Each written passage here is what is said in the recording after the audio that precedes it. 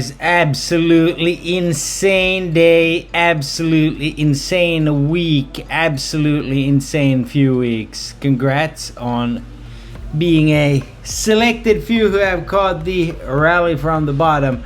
And sorry about the noise in the back of my lawn, guys, out there.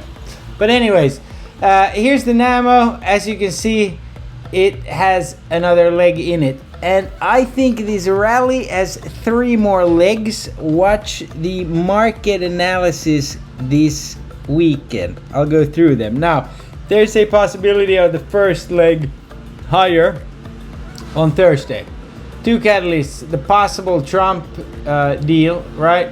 Or photo op with with Putin and Zelensky. And then the reason I'm scrolling here is then I wanted to point out, where is it? Nobody's talking about it yet, but I saw it pop up on the calendar. Hold on, where are you? But anyways, Thursday, and he said Thursday, but he's in a different time zone, so it might be Wednesday after close, right? Where was it? Here. Powell speaks Thursday pre-market. Okay? Nobody's talking about it on Twitter. Okay? Yet.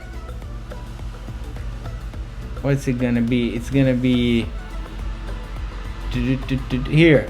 Framework review at Thomas Lobach Research Conference, Washington, D.C. So he's gonna be sitting on 2 cool CPI reports. Okay? So if PPI is cool, you get the Trump peace thing and Powell's bullish. We're going to... Are you ready for it? We got it. We already have it marked on our charts. This is SPY after hours. Here comes the long guy. We're going here. Okay? Just saying. That's possible. Is it a good probability? I don't know. You tell me.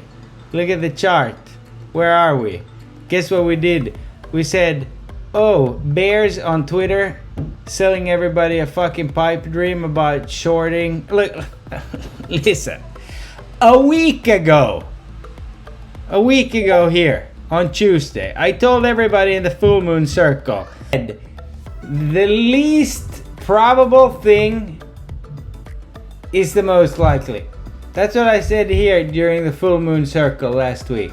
I said we would do 2 scoops, which is a pattern. Well, I've named it the 2 scoops because it's such a shit showy pattern.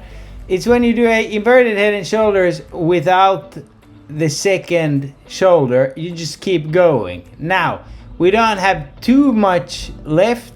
However, that means the pullback's gonna be that much bigger. It will come. You just don't go over the 200 and not retest it. Okay, so we will come back there, but it can happen at any point. It can happen tomorrow, but I think we want to go higher here. But we have this gap right there, small gap, this big one. Then we have that gap. And then we have that gap that won't fill for quite some time.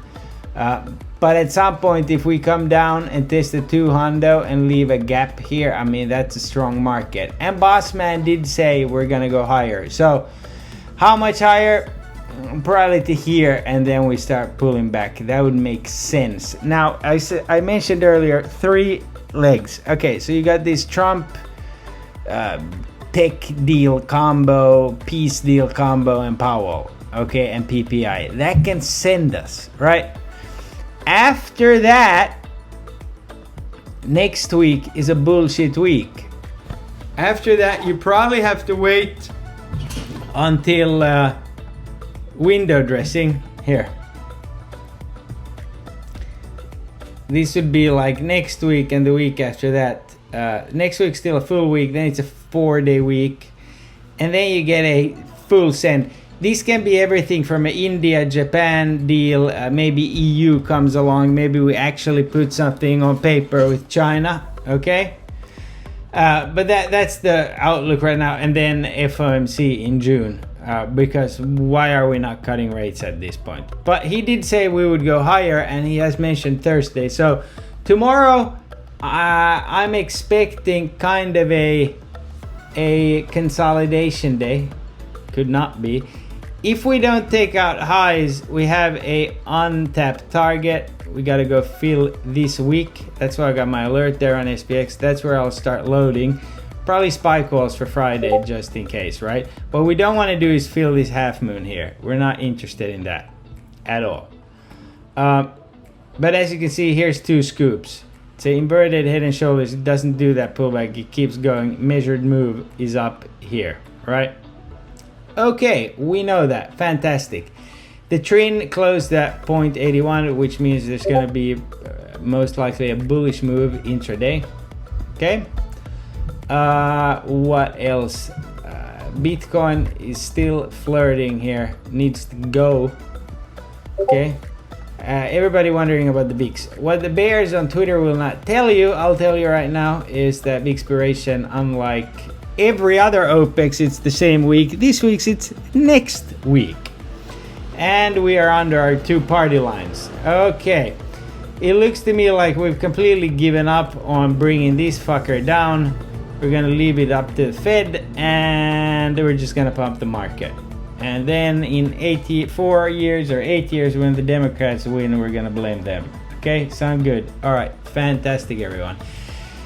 As far as individuals, sold a little bit of Tesla into close. There's gonna come a time in a few weeks probably where we feel this gap here. That's why I got my alert there. That's where you mega load. If we do not go there, start loading. I mean, look, we talked about 330. It fucking gapped over that and stayed all day. So now it's up after hours even more.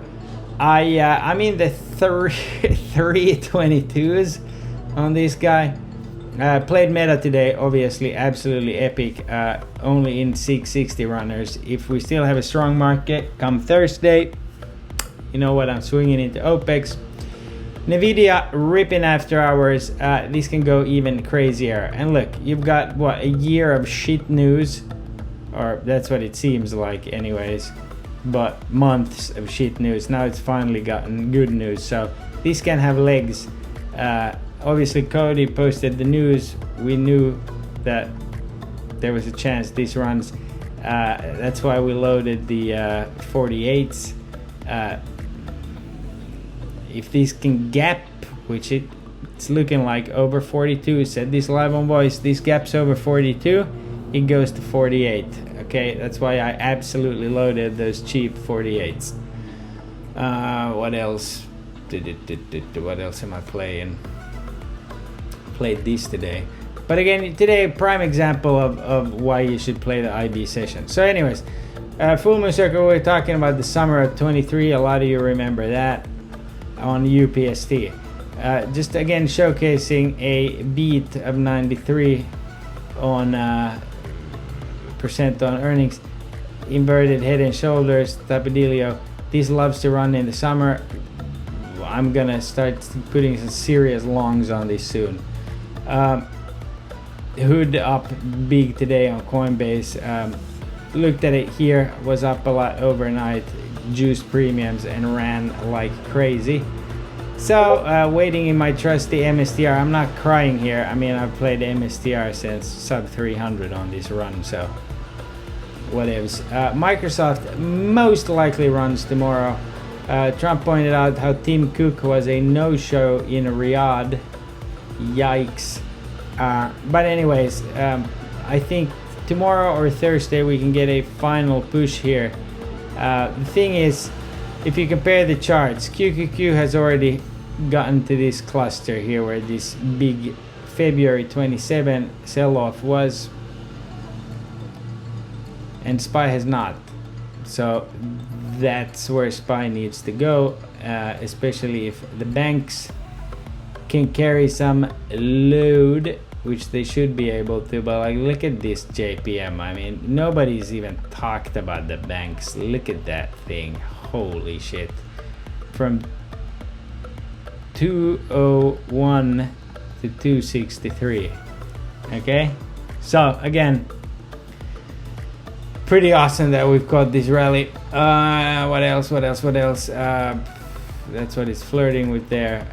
That was the everybody was buying calls on that dip. This looks good. I'm not even gonna look at tomorrow's GEX because it ran out of room pretty much. But yeah, sentiment's bullish. We can check it though, see if it gives us anything. Tomorrow is the 14th. Yeah, I mean, you're running out of GEX here. So that is 593. So yeah, maybe 594. I mean, over that, everybody's gonna panic and just start mega buying. Hopefully this gave some insight to the plan. I'll be live on Voice again tomorrow. God bless.